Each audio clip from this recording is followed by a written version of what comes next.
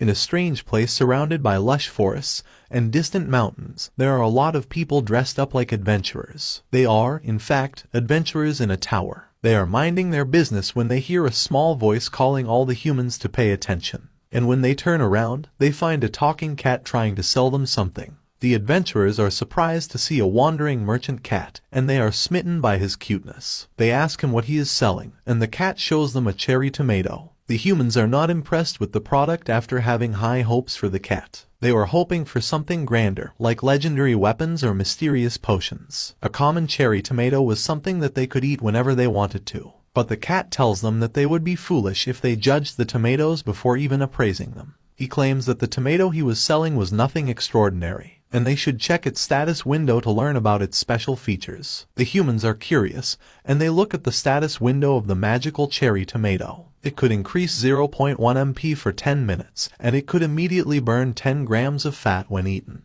A man says that the value is too low, but the tomato has already found its target audience. The women are going crazy over a product that can burn 10 grams of fat just by consuming it. The cat smiles smugly and tells them that this tomato would cost them 0.5 tower coins per piece. But he is scared when the women adventurers rush at him, willing to buy all the tomatoes he has for even a higher price. A competition breaks out among them, and everyone wants to have the benefits for themselves. A man asks the cat where he got the tomatoes from, and the cat smiles and tells him that it was a secret. Then we are shown the scene of a field where those cherry tomatoes are being grown. A man picks up a tomato, and it seems like he is packing up for today. He tells his assistant, a rabbit carrying a trolley full of tomatoes, that they have harvested enough tomatoes for the day. The man tells his other workers to take a break too, and we see 2 rabbits trying to harvest another crop. The man then squeezes a tomato into a cup and asks 9 keys recap you can add of honey, and the man mixes the contents of the cup.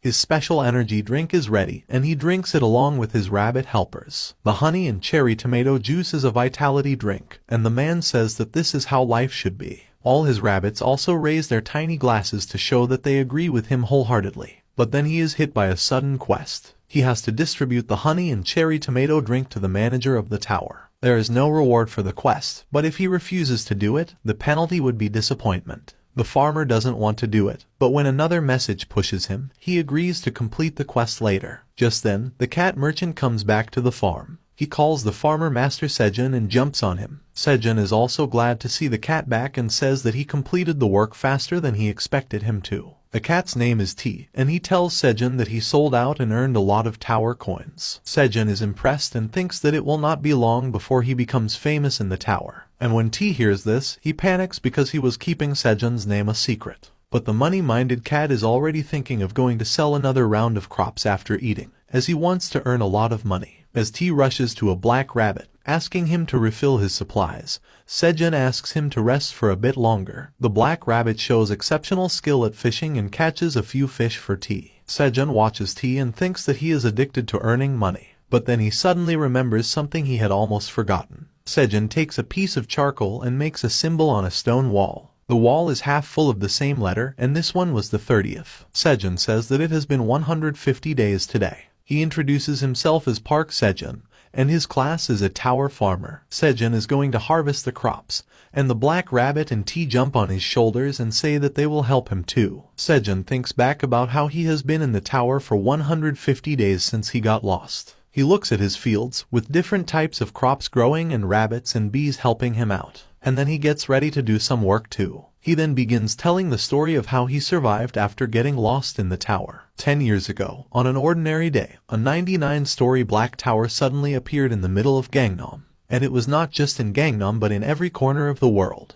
A total of 100 towers appeared, and every country started to investigate them. But all anyone could find was the height of the tower, which was 990 meters, and that it was made from a material strong enough to withstand nuclear bomb explosions. But then one day, people started coming out of the tower, walking right through the wall. There was an uproar, and the news reporters surrounded them. They asked the returners how they entered the tower in the first place, and the answer they got was that one day, a black hole appeared in front of them, and they got sucked into the tower. When they opened their eyes, they found themselves on the first floor of the tower. The news gathered everyone's attention, as the same incident was happening all over the world. The people who had gone missing a little while ago were suddenly found coming out of the tower. The following discoveries were made by collecting information from different people who escaped the tower, and they will be made public soon. All 100 towers are connected to one another, and when a person entered the tower, they would find themselves on the first floor. There, they would have to pick one role, either a warrior or a magician. A man is saying this in a press conference. He says that monsters start appearing on the second floor, and every time they clear a floor,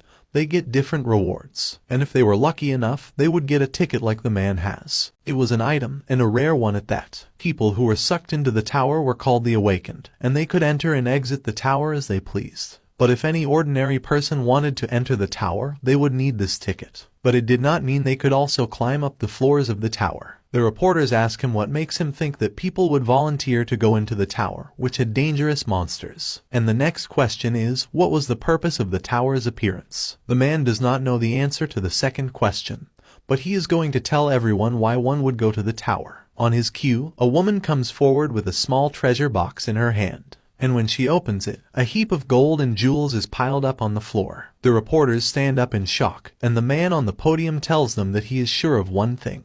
Going up the tower will give them money. This was all a way to get people interested in entering the tower. The Awakened Association had the monopoly over the tickets, and they were charging a ridiculously high amount of money for them. The news of the ticket prices rising from 150 million to 200 million won is live, and a woman is watching it on her smartphone. She is in a mall shopping for vegetables and starts talking with the cashier. She complains that people were putting their lives on the line to make money in the tower, but it was too much for them to charge $200 million for one ticket. She asks the young cashier if he agrees with her, and he nervously tells her that she is right. He was Sejun, 26 years old, and trying to save money for something special. He calculates his savings and finds that after deducting all his expenses, he had about $12 million to spare. He wonders how he could keep his dream alive if the prices for the tickets increased again. He is walking home after his job, and he asks himself when will he be able to buy a ticket. But he knows that the better question was if he would ever be able to buy the ticket. He is tired of hustling so hard for money, but then he snaps out of his despair. He shouts at himself to keep his spirit up and not give up. He thinks that there will be some way to save more money. Just then, he thinks of the vegetables he had bought at a low price. He could plant them because he had heard that their price was also increasing. And he had seen an advertisement for an automatic vegetable grower recently. It was endorsed by none other than his favorite idol, Sarah. Sejun starts thinking optimistically, almost too optimistically. He thinks if he saves the money and buys a ticket, he might land a contract with a good guild. And then, if he cleared the tower, he would propose to his celebrity crush, Sarah. Sejun imagines how good that headline would look as he giggles. He cheers himself up, but then he notices something weird happening behind him. Sejun turns back to see a black hole-like portal and recognizes it as the vanishing point. It was the same phenomenon that sucked in the first generation of the Awakened. Sejun is excited. He thinks that the vanishing was here for him. He declares that he is ready to risk his life to climb up the tower and asks the black hole to take him in. But nothing happens. Instead, the hole starts shrinking, and Sejun is shocked, asking why it is getting smaller. But the hole is getting even smaller and is about to vanish. Sejun panics, saying that he will not let an opportunity like this pass him by.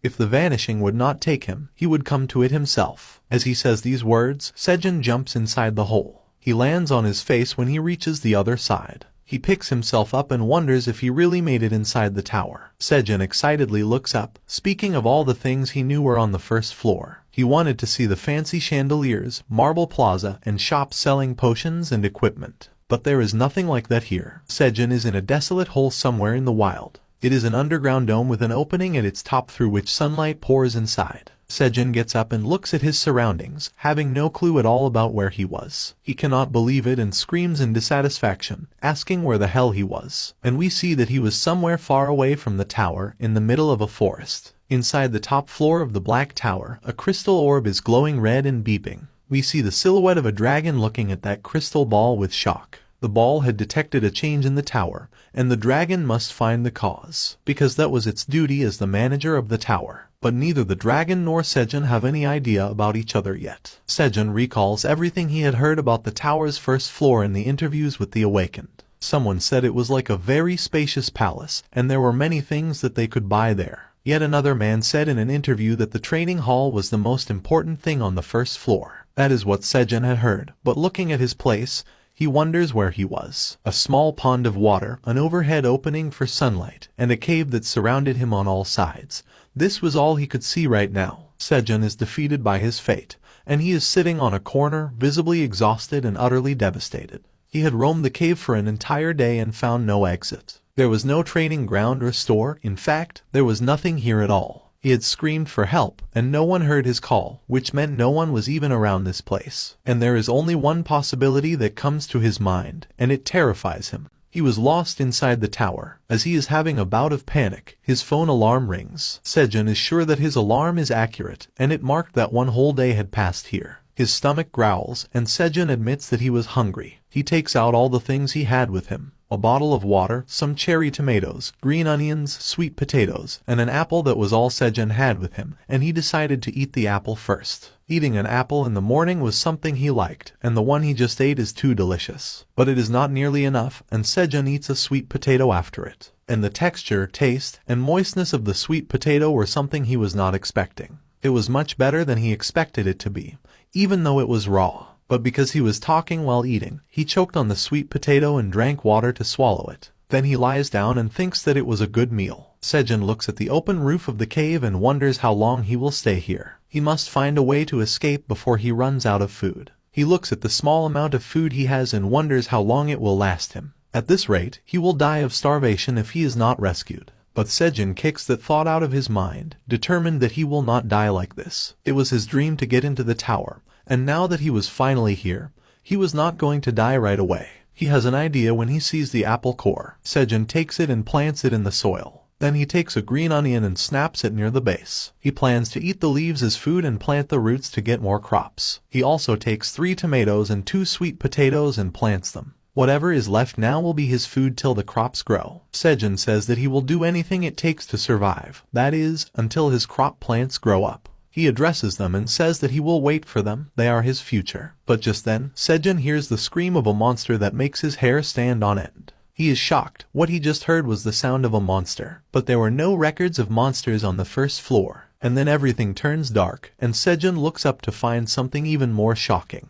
The moon has eclipsed the sun, and Sejun knows that it was a blue moon. He hears the deafening scream of the monster again, and his body cannot take the pressure the scream puts on it. And just as the screams stop, Sejun notices a black dragon flying in the sky. He is mesmerized by the black dragon and says that it is beautiful. Then he loses consciousness and goes into a deep slumber. But something strange is happening with his green onions. They start shimmering at the top, and new growth starts. Sejun is woken up by his alarm, and his head is still aching. He looks at his phone to see how long he slept. And he gets startled when he finds that he was unconscious for 2 whole days. Because he slept for 2 days on hard ground, his back is aching, and he is much more tired than before. But as he sits down, complaining that his whole body is hurting, his back gets some support. Sejun turns back to see a plant and wonders where a tree came from. But then he looks at it again and finds that it was a green onion plant, the same one he had planted. All of them had grown, and they were gigantic. Sejun is perplexed. He wonders if green onions could grow this big in just 2 days. He realizes that this unnatural growth must be a property of the tower. He had seen a documentary that taught how the growth of plants was dependent on the environment. And he is sure that the tower's power has affected the green onions. Sejun is hit by the realization that maybe other crops are also ready now. And as he excitedly checks them, he finds that tomato seedlings have also emerged from the ground. He is excited about his plants growing,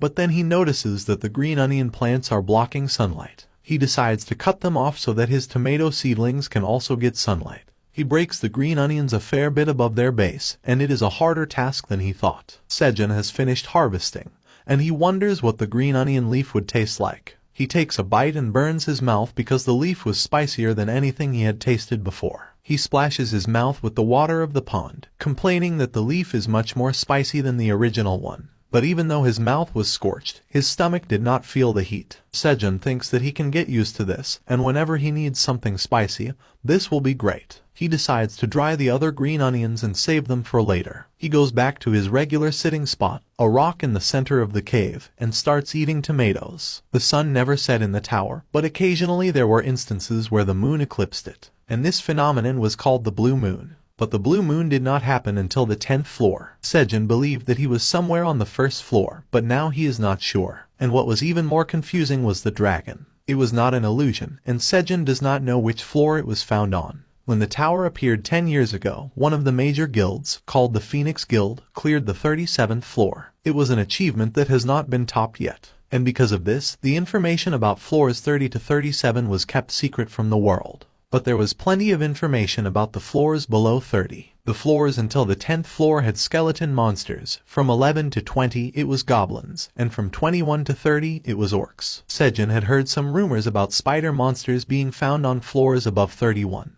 But there was no surety of the news. Yet he had never heard anything about a dragon. He had never heard of anything mildly similar to it, not even lizard monsters. It's the end of this video. What? Like and subscribe for more videos.